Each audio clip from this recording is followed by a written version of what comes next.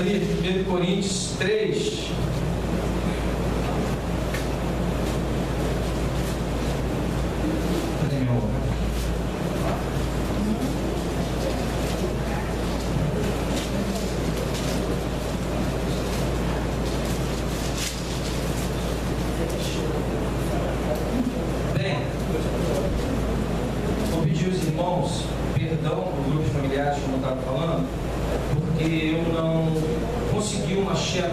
Para tirar xerox. A maioria de nós temos impressora, mas não temos tinta, né, pastor? Então, não consegui imprimir, mas a gente vai estar aí providenciando isso para amanhã, tá? Para poder dar para o grupo familiar aí. Você que não está no grupo familiar, participe. Essa mensagem de hoje vai ser debatida durante a semana no grupo familiar. Você vai colocar seu ponto de vista, você vai dizer o que Deus falou contigo nesse momento. Vai ser muito importante, amém? Vamos abrir 1 Coríntios 3, verso 1 a 13. Eu, porém, irmãos, não vos pude a falar como a espirituais, e sim como a carnais, como a crianças em Cristo. Leite vos dei a beber, não vos dei alimento sólido, porque ainda não podíeis suportar, nem ainda agora podeis, porque ainda sois carnais. Porquanto haver entre vós ciúmes e contendas, não é assim que sois carnais e andais segundo o homem? Quando, porém, alguém diz eu sou de Paulo e outro eu sou de Apolo, não é evidente que andas segundo os homens? Oremos em nome de Jesus. Espírito Santo de Deus, aqui está esse texto, ó Deus, tão profundo e tão esclarecedor para a nossa vida eclesiástica, para a nossa vida pessoal, e que o Senhor possa, de uma maneira muito especial, utilizá-lo para abençoar as nossas vidas. Eu sei, Deus, que o Senhor me usou para preparar essa mensagem, usei a minha mente, usei as pesquisas, usei a oração, o clamor, mas eu sei, Pai querido, que eu não posso prescindir do poder do Espírito Santo, Deus amado, durante a ministração dessa palavra. Por isso, tem misericórdia de nós. Ó Deus, utiliza, Senhor amado, essa mensagem para nos tirar da zona de conforto, para nos tirar, Senhor amado, da mesmice e da infantilidade, Senhor. Nos ajuda a crescer e sermos verdadeiramente, Pai, ó Deus, da estatura do varão, de Cristo, da estatura de Cristo, Pai, em nome de Jesus. Amém, Senhor. Amém. Glória a Deus. O tema dessa noite é superando a nossa menoridade emocional, a infantilidade. Eu coloquei no Facebook, né, o tema mais ou menos, quem pegou lá, deu uma lidinha, sabia qual era o tema, do que se tratava a mensagem de hoje. Superando a nossa menoridade emocional, a infantilidade.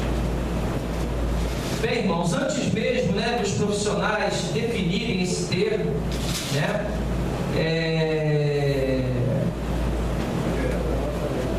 antes mesmo deles conceituarem algumas coisas, nós já descobrimos na Bíblia aquilo que já estava selado por Deus lá. Por exemplo, o conceito, né, de complexo de inferioridade é tratado de uma maneira na psicologia, e na Bíblia ela vai dizer o seguinte, que o complexo de inferioridade nada mais é do que uma revolta, né,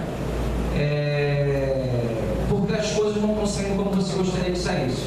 Aí você se sente humilhado. Não é porque você tem, né, o complexo de inferioridade. Na verdade, você está revoltado que as coisas não saem como você quer e nem são como você gostaria que fossem. Então você se revolta, você se rebela. Então o conceito é um pouco diferente da Bíblia para a psicologia. A Bíblia vai tratar praticamente o complexo de inferioridade como um pecado, porque é rebeldia e egoísmo, né? E a psicologia já vai tratar como um traço realmente que muitas vezes vai estar lá na falha da infância. Bem, nós vemos esses conceitos e concordamos com alguma coisa, né? E uma das coisas que nós conseguimos concordar é quando os profissionais trabalham com a questão da infantilidade, né? Quando eles trabalham com a questão de pessoas que não conseguiram transpor a fase da infância. Por exemplo, há pessoas de 50 anos hoje que em uma das suas áreas continua infantil. Pessoas que não conseguem amadurecer. Pessoas que que não rompem a barreira, porque nós temos a infância, a adolescência, a fase adulta, a fase madura, não é isso? Pessoas que se estagnaram em algum momento na esfera da infantilidade, da adolescência e perpetuam isso até os dias de hoje. Nós vamos ver que não depende de idade. Muitas vezes essa situação foi causada por pais que superprotegeram seus filhos. Pais que não conseguiram deixar os seus filhos se desenvolverem. Pais que superprotegeram aquele bebê, não deram espaço para eles poderem se desenvolverem e criarem responsabilidade. E muitas vezes você vai ver pessoas adultas, mulheres e homens, né? Foi cunhado nos anos 60 o termo síndrome do Peter Pan para os homens e complexo de Cinderela para as mulheres. Você conhece alguém que tenha síndrome do Peter Pan ou complexo de Cinderela? Conhece vários? Vamos trabalhar especificamente sobre a síndrome do Peter Pan, que só muda o nome, que são as mesmas manifestações. A primeira manifestação são pessoas que não aceitam não na sua vida. São pessoas imaturas. Uma pessoa que não aceita o não na sua vida, ela é imatura. Ela é infantil. Ela não está pronta ainda para a vida. Ela vive no seu mundo, cercado no seu mundinho, aonde o pai e a mãe têm que fazer tudo que ela está pedindo. Porque se não fizer, ela bate o pezinho, ela grita, ela esperneia, ela fica inconformada. Você conhece alguém assim? Uma Cinderela, um Peter Pan. Por que nós chamamos de Peter Pan? Vocês conhecem a história do Peter Pan? Peter Pan vivia na Terra do Nunca. E quando Andy, João e Miguel, né, foram visitar e tal, chamaram eles para vir. Mas ele não queria vir para o mundo real, por quê? Porque na Terra do Nunca ele não precisava crescer, ele não precisava amadurecer, ele ia continuar sempre um menino. E existe muita gente, irmãos, nas nossas igrejas hoje, que querem continuar meninos. Gente que não quer crescer, gente que se o pastor é uma bênção, o pastor é maravilhoso, mas se o dia ele disser não, acabou. Se um dia o pastor fala, não quero assim, bate o pezinho, vou sair da igreja, não quero saber mais. Gente que não está preparada para receber não, gente insubordinada, gente que não consegue crescer, gente que acha que todas as coisas têm que girar no seu mundinho, gente que não está pronto a estatura do varão perfeito. Sabemos que quando uma criança não é atendida em um dos seus desejos, ela se põe a chorar e se debater para que atendam suas exigências. Quando não é atendida, a criança pode passar dos gritos, esperneio para agressão e até se machucar pela irritabilidade causada por sua vontade de não ter sido atendida. Quem tem criança em casa conhece bem esse processo, não é verdade? Basta você não atender que o bicho pega, né? A coisa complica. E nós temos isso muitas vezes dentro do casamento. Mulheres que, se não forem atendidas nos seus anseios, nos seus desejos, nos seus achismos, nas suas perspectivas, elas se revoltam, elas se tornam muitas vezes rebeldes, elas querem gritar, elas muitas vezes são chamadas, estão dizendo até que elas estão na vanguarda, são vanguardistas, mas na verdade elas não são vanguardistas, elas são uma Cinderela, elas participam do complexo da Cinderela, como diz os profissionais. Tem que ser tudo do seu jeito, da sua maneira, e ai se Deus não atender todas as suas orações. Pessoas que começam a orar uma semana por uma coisa, na outra já não ora mais, porque Deus não atendeu essa semana, então desiste da oração, desiste da leitura da palavra, desiste da frequência da igreja, desiste de tudo, porque tudo tem que ser do jeito que eu quero. O mundo tem que girar ao meu redor, eu sou o centro. Eu vou dizer uma coisa para você: ninguém é o centro. Ninguém é o centro é Jesus. O dia que você entender que você não é a coisa mais importante desse mundo, você vai parar de olhar para o seu umbigo e olhar para os outros. O problema é que a gente fica com um complexo de Peter Pan e de Cinderela, achando que nós somos o centro do universo. Todos têm que olhar para nós. Todos os nossos anseios e pedidos têm que ser atendidos. se você morrer, o mundo continua, você sabia? Se eu morrer, o mundo continua. E digo mais, de 100% da igreja, 20% vai no meio termo. Mas tu vê o grau de importância que nós temos. Então pare de achar que você é Cinderela. Pare de achar que você é Peter Pan. Pare de querer que os outros atinjam as suas expectativas. As suas expectativas são suas, não dos outros. Vamos lá. No entanto, se bem orientada, a criança passará gradativamente nesse processo para onde começará a entender que não é o centro do universo e que existirá muitas coisas que lhe serão negadas. É um processo natural que a levará à maturidade. Porém, se não for bem orientada, essa criança desenvolverá uma característica claramente egoísta. Não saberá lidar com situações adversas que vão de encontro às suas expectativas. Terão muitas vezes problemas em seus relacionamentos, tanto conjugal como relacional. Pessoas que não conseguem se relacionar com ninguém, foram mimadas, super protegidas na infância. Então você quer causar um mal ao seu filho? Faça isso. Atenda a todos os pedidos dele. Se ele chorar por isso, faça. Se ele chorar por aquilo, faça. Você vai estar criando uma fera dentro de casa. É verdade, não? Amém. Porque nós pais temos uma coisa muito interessante. Nós gostamos de ver muito erro no filho dos outros. Mas quando é o nosso, a gente passa a mão na cabeça. Nós gostamos muito de apontar o erro do filho dos outros. Mas quando é o nosso, está tudo certo, está tudo bem, vamos abafar. Não é assim? O negócio joga? Hein? Ou não? Estamos criando verdadeiros cães ferozes. Então, dê limite aos seus filhos, para que eles sejam adultos sadios. Isso aqui pode, isso aqui não pode. Não pode quebrar a televisão. Não pode pegar carteira de quem não conhece e rasgar o dinheiro. Não pode e não pode. Tem que ter limite. Não fica achando que é uma gracinha, porque quem está de fora não acha uma gracinha. Não está dentro do contexto que você está vivendo. Não vai achar que a Brenda é o centro do universo. A Brenda não é o centro, é do meu universo, não é do teu. Então eu sei que o meu universo não é o seu universo. Está dando para entender? Amém. A gente começa a amadurecer entendendo essas questões. O Breno não é o centro do seu universo, é meu. É minha responsabilidade, é meu filho. Vamos continuar. O apóstolo Paulo se depara com pessoas convertidas e que ainda estavam vivendo em profundo egoísmo quanto aos seus desejos.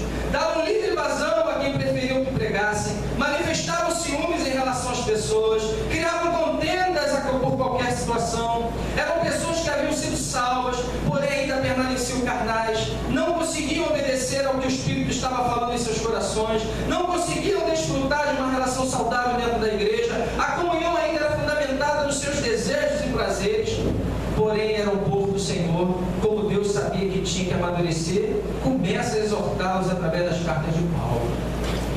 O povo de Corinto era um povo imaturo, infantil, mas era povo de Deus, amém?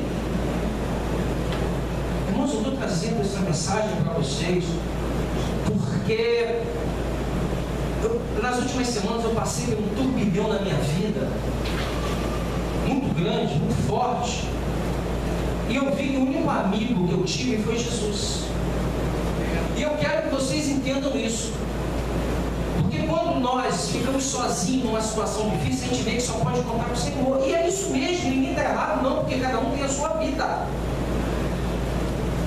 Por isso que nós temos que desenvolver uma intimidade grande com Deus. Eu posso ser sincero para vocês, eu posso ser amigo de alguns de vocês, mas a minha obrigação não é ser amigo de você, não. Às vezes eu ser amigo de você vai ser a pior coisa que vai acontecer, porque se eu for amigo de um, não for do outro, gera ciúme. Aí você fica rebelde comigo, porque não sei quem é a preferida do pastor. Não é assim que acontece a situação? Hein? Às vezes ser amigo de membro é a pior coisa que pode acontecer na vida de uma igreja. A minha responsabilidade não é ser amigo de vocês. Até mesmo porque eu tenho gostos que você tem diferente, eu tenho visão que você tem diferente, às vezes a sua é muito melhor que a minha, certo? E aí a gente andarão juntos se não concordarem? Então a minha função principal não é ser amigo de vocês. Quem tem que ser amigo de vocês é Jesus. Seu melhor amigo, diga-se por sinal. A minha função é ser homem de Deus. E foi isso que Deus me ensinou nesse turbilhão agora. Eu não tenho que ser amigo de vocês. Amigos vocês podem encontrar do lado aí. Às vezes tem amigo muito melhor do que eu. Eu tenho que ser um homem de Deus, ser um exemplo de vida para vocês.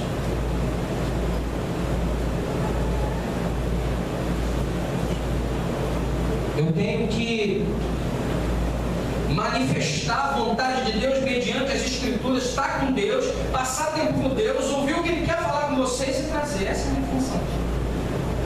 Agora, amigo não é a minha função. Porque ser amigo, às vezes, quando você vai exortar, não funciona, é muito amigo.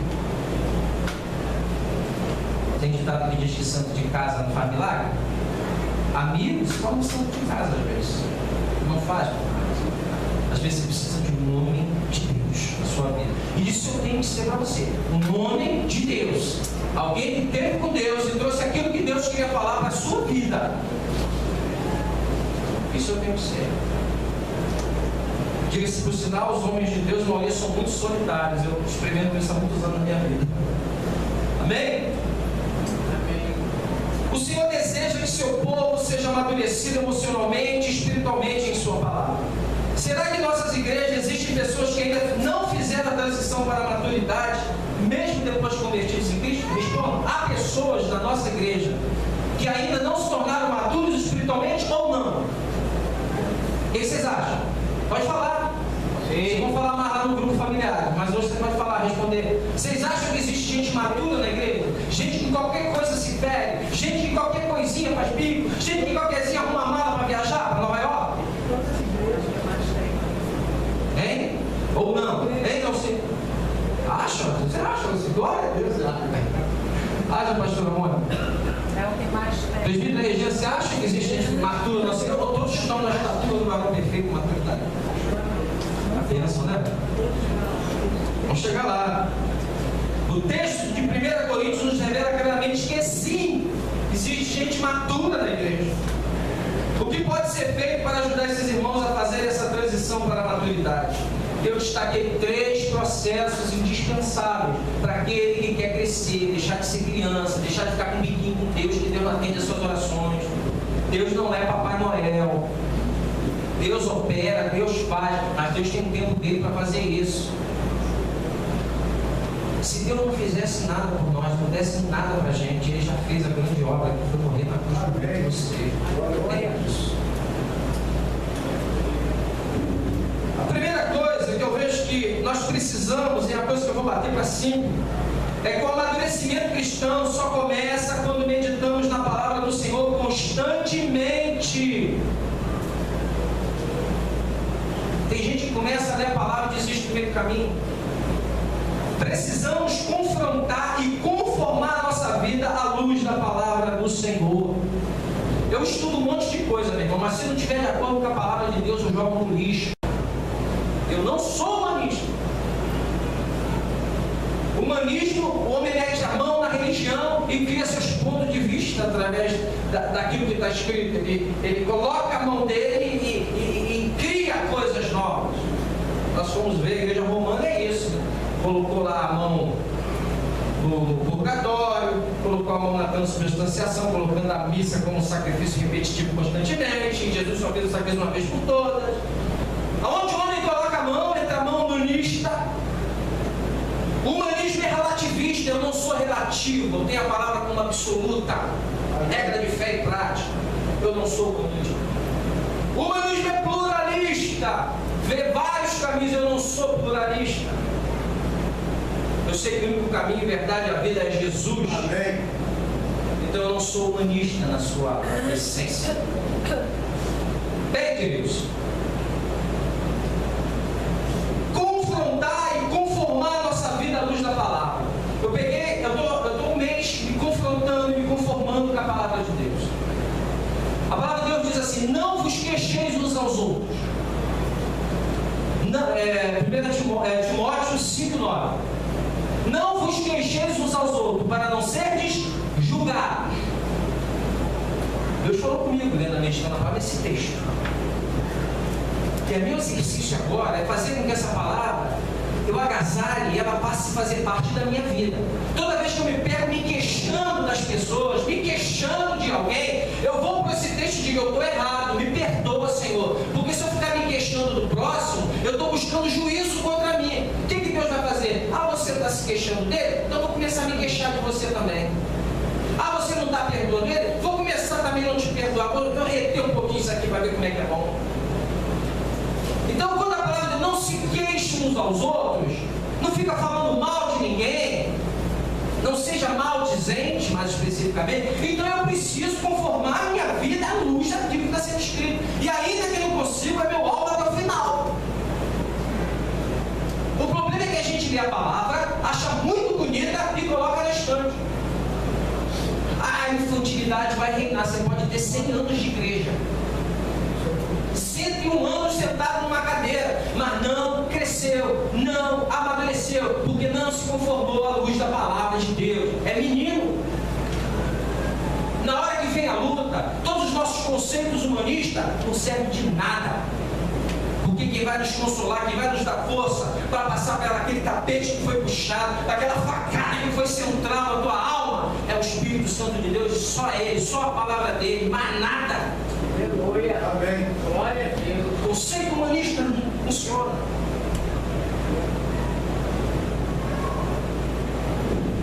O próprio Espírito Santo nos conduzirá ao alimento sólido conforme nos alimentando de sua palavra. O Salmo 23 vai dizer, o verso 1 a 3, né? O Senhor é o meu pastor, nada me faltará. Né? Deitar-me faz em verdes pastos e guia-me pela vereda da justiça. Ou seja, o Senhor me leva aos pastos verdejantes da sua palavra.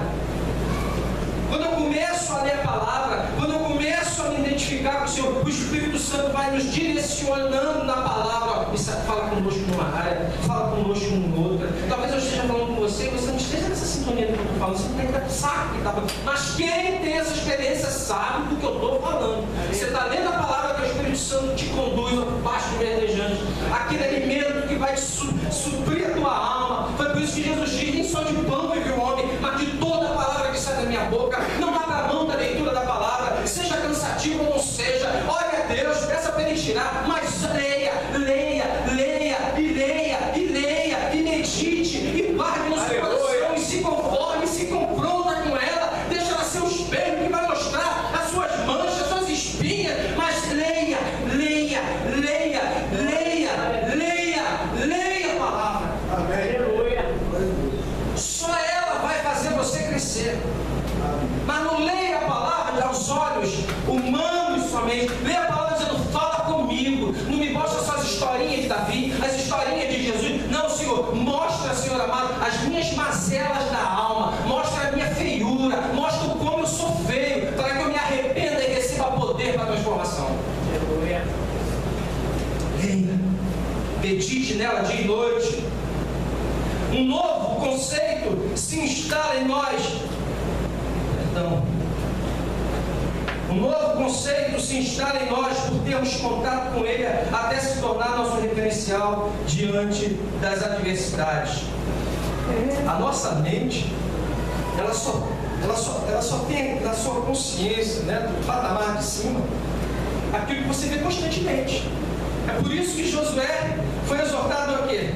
Meditar na palavra dia e noite. Às vezes você seja uma pessoa que não sabe ler, meu irmão. Já era para ter aprendido, né? Porque o que tem de oportunidade aí hoje, talvez você não saiba ler, mas coloque louvores, compre uma Bíblia online, coloca no radinho MP3, coloca lá no CD, escuta Cid Moreira. Boa noite. Essa é a genealogia de Jesus. Vai ouvir, não lê, ouça! Ouça, ouça, ouça, ouça, bota no rádio do carro, ouça a Bíblia. A tecnologia, Deus também converte para a bênção. se lembra? As pessoas que mais têm medo de cachorro foram aquelas que foram mordidas ou quase mordidas na infância. Quem já foi mordido por cachorro aqui quando era pequeno? Quando você vê um cachorro hoje, qualquer um pode dizer assim para você, mas ele é mansinho, não morde ninguém. Você fica cabreiro. Fica não? Você tem cão? Já acostumou por causa da relação. Mas para quem foi mordido e não teve mais contato com o cachorro, a pessoa fica aquele negócio de gato escaldado, tem medo de água. Não é? Então as coisas que você... Eu tive cão, nessa luz você nem serviço, mas eu não consigo. Eu vou na casa da Ana, ela tem um Rottweiler lá, meu irmão, todo mundo diz que ele era um 12, meu irmão não chega nem perto. Tem outra vira-lata lá, a Grina, né? Rina? Tem a Grina, a vira-latazinha lá, meu irmão tem um medo dela perto. Eu não confio em cachorro, porque depois que tu leva a pancada, tu para de confiar. Tá dando para entender? Ficou marcado. Então, irmãos, aquilo que fica na nossa mente é aquilo que a gente tem contato ou que teve algo emocional. Então, como a gente não teve nada emocional, assim, diretamente, eu não sei qual os textos que Deus fala concretamente, a gente precisa meditar na palavra, para trazer um nível superior aqui, ó, na consciência. Amém? Olha comigo, abre Deuteronômio 17, 18 e 19. Quem puder ler, pode ler, por favor. Deuteronômio 17, versos 18 e 19. Deuteronômio 17, versículos 18 e 19. Também, quando se assentar no trono do seu reino, escreverá para si um translado desta lei no livro, do que está diante dos levitas sacerdotes. E o terá consigo, e nele lerá todos os dias de sua vida, para que aprenda a temer ao Senhor, seu Deus, a fim de guardar todas as palavras desta lei e estes estatutos para os cumprir. Isso é um conselho, né, que está sendo dado para os reis, né? Quando forem reinar, forem comandar, senta, manda escrever uma cópia e medita nesse negócio de noite, para que você tenha sempre a memória as leis de Deus. Hoje nós temos o Espírito Santo, mas isso não significa que a gente vai prescindir de ler. Tem que continuar lendo. Amém? Então a primeira coisa é o quê? Regina, confrontar, pastora, conformar. A palavra nos confronta e pede que nos conformemos. Cadê o Álvaro? Estava aqui. Confrontar e conformar. Porque muita gente confronta, mas não se conforma. Não entra. Não deixa a palavra entrar, né, Deus? Não deixa a palavra fazer morada no seu coração. Tem que deixar. E muitas vezes a palavra nos humilha, nos faz pedir perdão. Né? E a gente, muitas vezes, o orgulho não deixa, o ego não deixa. Mas se você não morrer para você, Cristo não nasce. Tem que morrer para você. Segundo! Alguém me ouviu? Segundo! Precisamos aceitar as disciplinas do Senhor como instrumento para a nossa maturidade.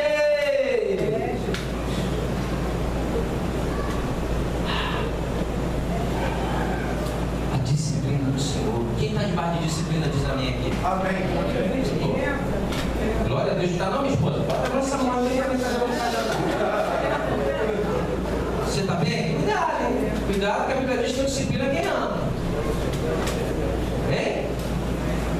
Irmãos, é bom estar debaixo da disciplina do Senhor. O que mais a gente foge é disciplina, né? Quando nosso pai e nossa mãe falam, ó, chegar em casa a gente vai conversar, a gente quer chegar de noite em casa. Quando a mulher diz assim, ó, chegar em casa a gente vai ter que ter uma conversa aqui, o homem já quer chegar depois das meia-noite. Não é assim? Então, queridos, não faça isso com o Senhor. A disciplina é para aproveitamento. Ela nos leva a uma santidade que é o fruto da maturidade cristã. Hebreus 12, verso 9 e 10. Quem achar para ler? Hebreus 12, 9 e 10. Irmãos, eu não teria crescido se eu não permitisse. Quem sou eu para permitir? Né? Vamos dizer assim para a gente entender. Que o Senhor pudesse me disciplinar. A disciplina é para filhos. Diga para o teu irmão aí que está com sono. Deus só disciplina filho. Bastardo, ele entrega as paixões. Bastardo, ele entrega as paixões. Vamos ler. 12, 9 e 10. Além disso, tínhamos nossos pais segundo a carne, que nos corrigiam e os respeitávamos. Não havemos de estar muito maior submissão ao Pai espiritual e então viveremos, pois eles nos corrigiam por pouco tempo, segundo melhor lhes parecia. Deus, porém, nos disciplina para aproveitamento, a fim de sermos participantes da sua santidade. Amém? A gente pode chamar de maturidade cristã. Muito mais ele nos disciplina na maturidade.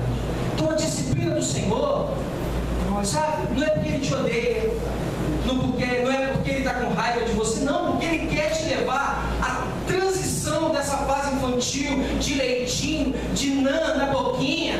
Olha, se eu vezes eu não vou. Lá na igreja todo mundo tem que fazer o que eu quero. Olha, outra coisa, eu falei para o pastor, se ele me decepcionar, eu não vou mais para a igreja. E outra coisa, olha só, eu queria isso, se o pastor não quer, também vou embora.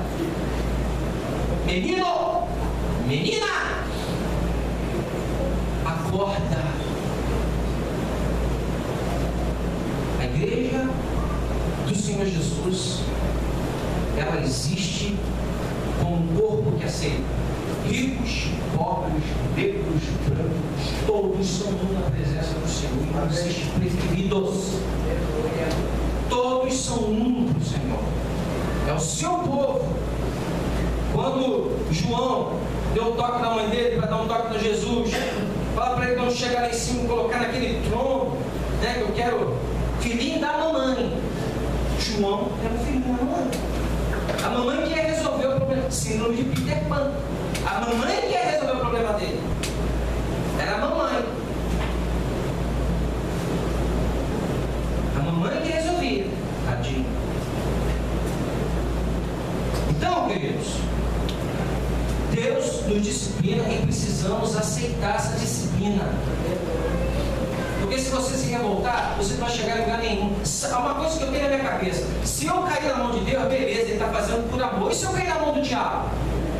Tu acha que Ele vai me tratar com amor? A disciplina dele é para aproveitamento?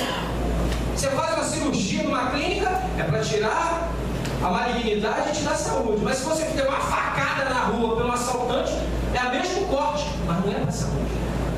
A mesma coisa é o diabo. Cair na mão do diabo, quem te socorre? Jesus. Até o irmãozinho cheio de fé, olha lá e o diabo sai. Mas se sair da mão de Deus, quem é que tira você da mão de Deus? A palavra de Deus diz assim: a porta que Deus fecha e a porta que Deus abre. Se Deus fechar a porta com você, você pode fazer isso. Pode ter síndrome de Cinderela, complexo de Cinderela, síndrome de Peter Pan. Fechou. É na hora de Deus. Foi no tempo de Deus que o INSS saiu. Você pode ter picado, pode ter ficado revoltado com Deus, pode ter puxado o cabelo da Regina, pode ter virado a de cabeça para baixo. Meu irmão, no tempo de Deus. Amém. É no tempo do Senhor. Você pode fazer, pode ter seus contatos, pode ter contato até com um Cabral, né? Deus fecha, fechou. Deus abre, abriu. Nem o diabo fecha se Deus abrir, nem abre se Deus fechar. Deus é Deus. Assim como a criança precisa deixar de ser superprotegida para amadurecer, também o Senhor, de uma certa forma, deixa nos mimar, como no início, para que cresçamos a estatura do homem perfeito, que foi Jesus. Pois muitos cristãos esfriando quando o Senhor não faz o que eles querem.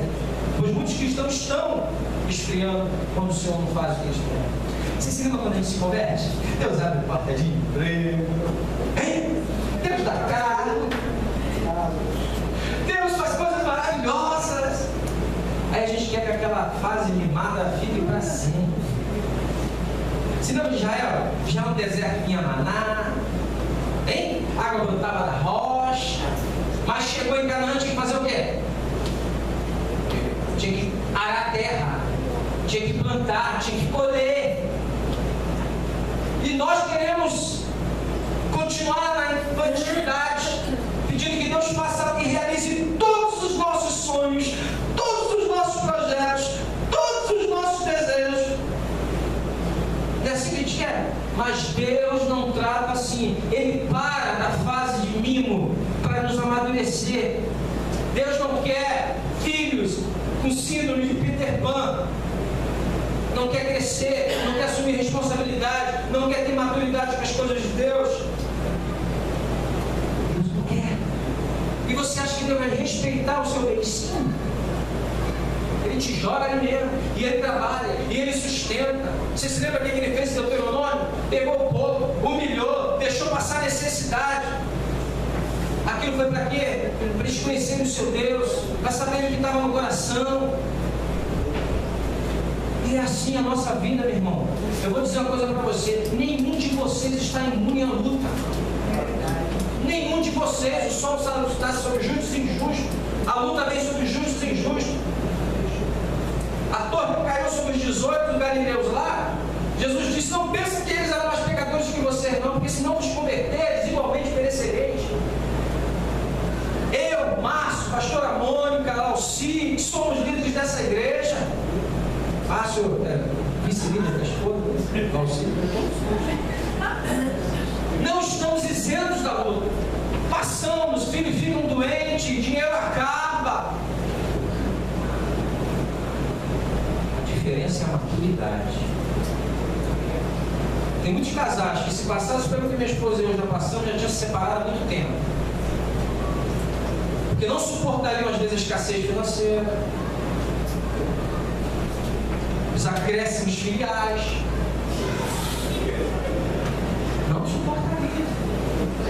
São pessoas que estão sim com Deus, amam Deus, enquanto o maná está descendo do céu. A hora que acabar o maná, meu irmão, eu quero ver Deus. Você tem que se analisar. Eu quero que você faça uma análise. Você é maduro? Você está na maioridade espiritual ou está na minoridade espiritual? Claro que tem gente aqui novinha na fé, que ainda está não precisando. Eu vou dar leitinho, fica tranquilo, vou comprar não. E vou dar. Mas tem gente aqui, como diz lá o texto, já eram para semestres. Nós estamos nos primeiros rudimentos da fé.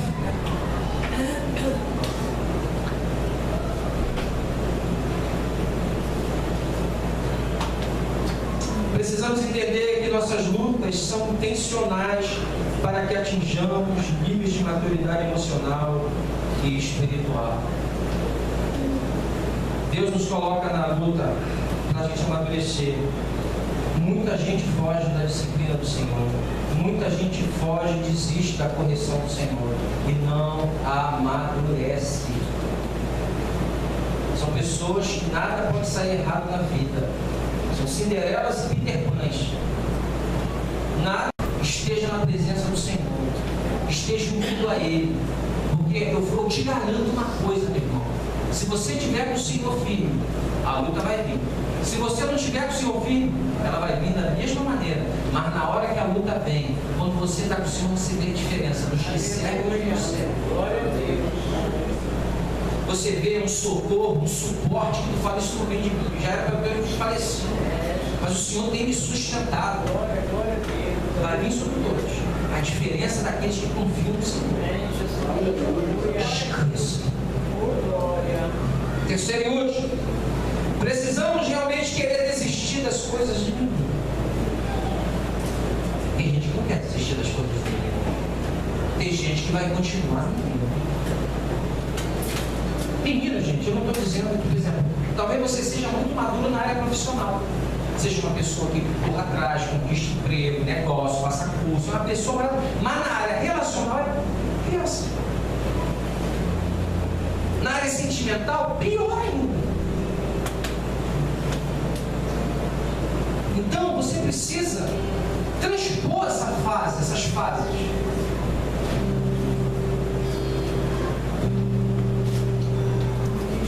Abra 1 Coríntios 13, 11. Quem já acaba? 1 Coríntios 13, 11. 13, 11. 1 Coríntios 13, 11.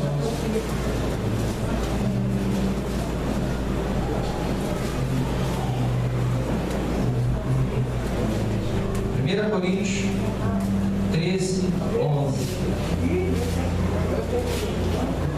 Pode ler. Quando eu era menino, falava como menino, pensava como menino, raciocinava como menino. Quando me tornei homem, deixei para trás as coisas de menino. Amém.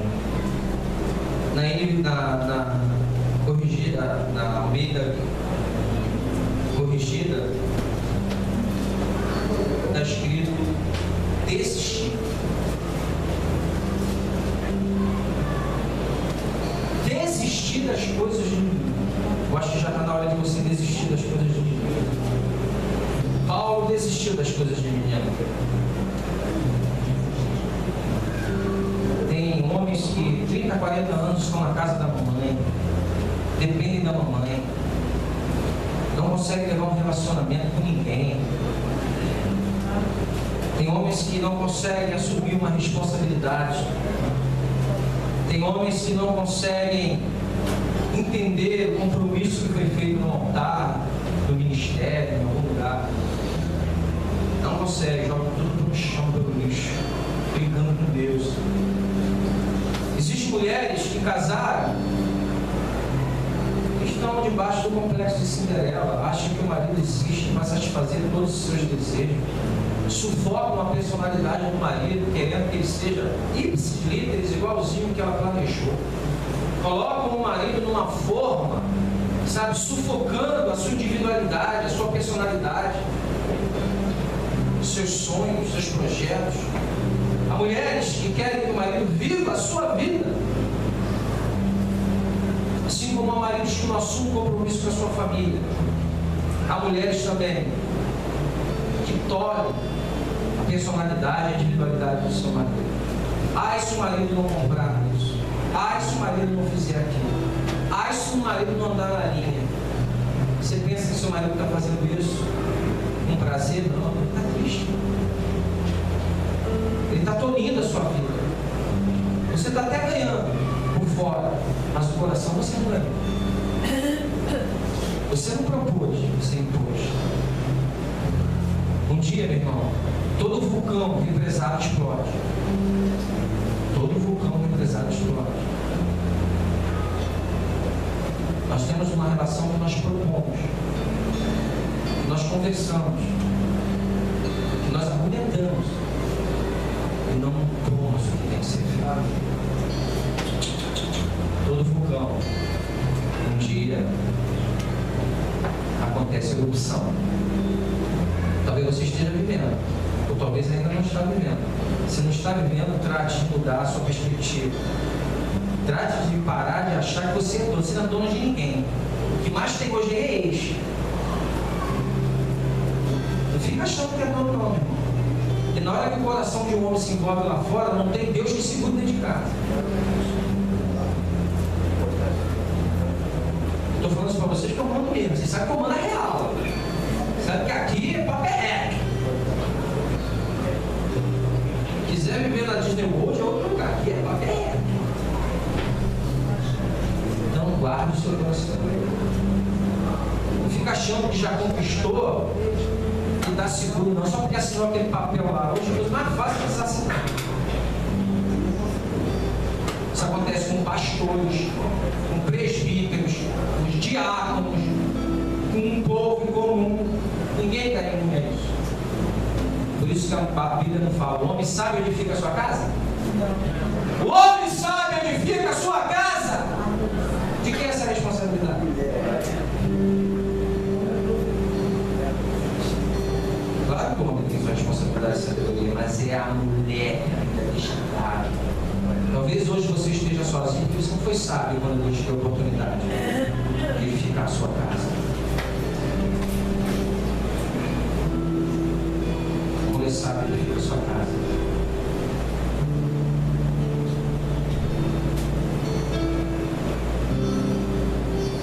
precisa saber realmente se queremos fazer a transição. João 5, 6, aquele paralítico que está ali em João, Jesus fala assim para ele: quer ser curado? A gente fala assim, pergunta absurda. Cláudio Duarte, até brinca sobre isso. Pergunta absurda, quer ser curado? O cara tá... Tem gente que não quer ser curado. Amém. Tem gente que não quer sair da minoridade. Tem gente que precisa estar doente para chamar atenção. Tem gente que precisa estar dodói para todo mundo centrar na vida dela. Ouvir.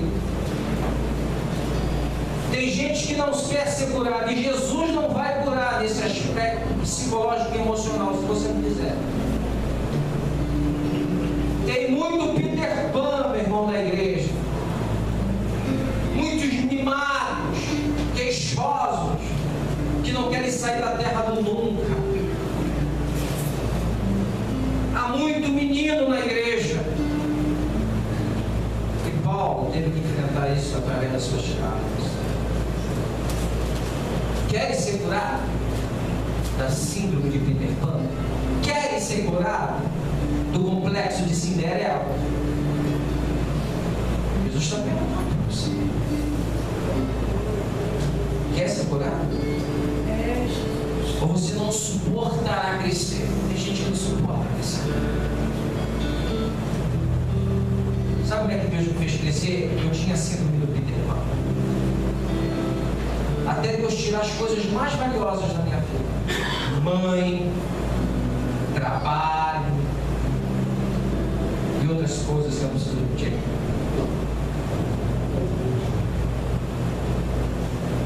Aí o complexo de Peter Pan acaba. Porque se você não pagar a conta no final do mês, quem paga?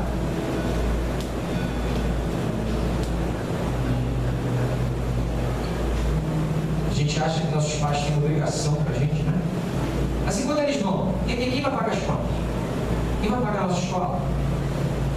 Quem vai nos dar a subsistência para viver? A maioria dos jovens aqui não paga luz, água, não paga R$1.000 de compra por mês, IPTU, tudo isso faz parte. Isso é muito bom para ficar o resto da vida nessa rapa. É bom. Peter Pan não quer sair da terra do nunca.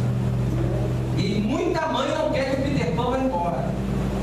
Existe muita mãe e pais também que sustentam e legitimam essa síndrome do Peter Pan. Existe. Tem medo até do filho casado. Nenhuma mulher serve, todas são porcaria. Só eu sim. Porque acham que a mulher que o filho vai casar tem que ser igualzinha a ela, senão não presta. Tem que fazer o feijão igualzinho, senão não presta. Tem que fazer o arroz na mesma temperatura, não serve. Tem que lavar a roupinha, dobrar a meinha, colocar a cuequinha, senão não serve.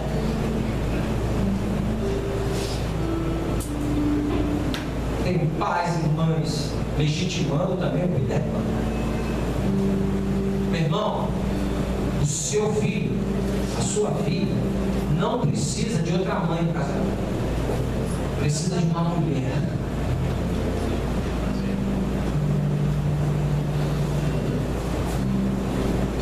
Se ele vai aceitar que ela não lave a cueca dele, né? Esse é o problema deles. Te garanto uma coisa: ele não vai deixar ela ficar nessa cueca. Não vai.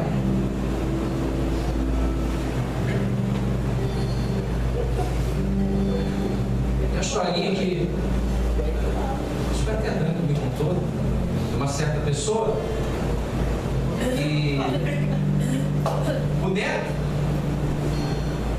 faz tudo para a mulher. A mulher não presta. Deu para entender? A mulher não presta.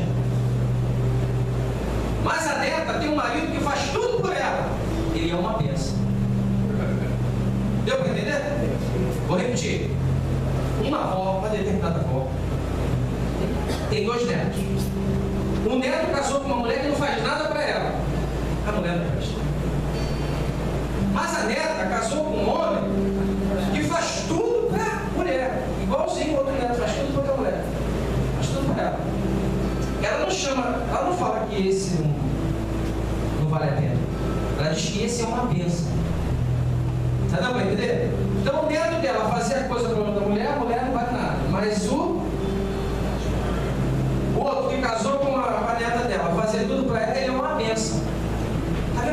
ser humano pensa? Como é que vós e mães pensam? Não dá para entrar nesse joguinho.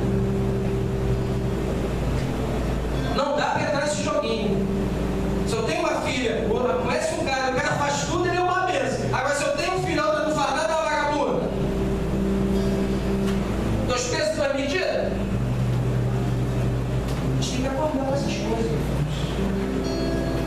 Porque a gente só vê, como dizia Maquiavel, né?